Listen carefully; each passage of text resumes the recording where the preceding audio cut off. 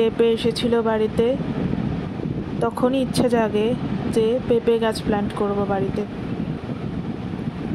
কিন্তু মাটির মানে জমির অভাব থাকায় সেই জন্য টবেই প্ল্যান্ট করতে হয়। এরকম একটা বড় বালতি জোগাড় করে তার মধ্যে মাটি দিয়ে ফিল করে তারপরে এটা প্ল্যান্ট করলাম। এই পেঁপে গাছ কিন্তু একদম বীজ থেকে তৈরি করা, পেঁপের বীজ থেকে। ফিমেল বীজ হচ্ছে যেগুলো ধূসর কালারের বা গ্রে কালারের, সেগুলোর থেকেই সাধারণত করলে তাহলে সেই পেঁপের গাছ থেকে ফল পাওয়া যাবে।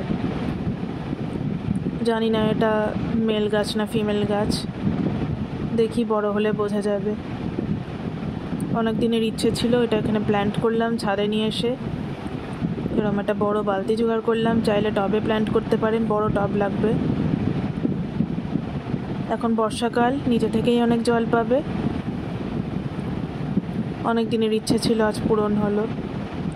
তো বেশি করে গাছ লাগান, প্রাণ বাঁচান।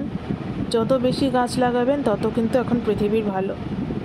পৃথিবীর জন্য, নিজেদের বেঁচে থাকার জন্য, সমস্ত স্পিসিসদের জন্য এখন গাছ লাগানো খুব দরকার।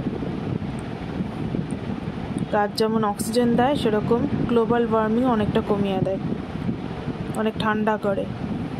একটা গাছ করলে তো হবে না, অনেকগুলো গাছ লাগাতে হবে।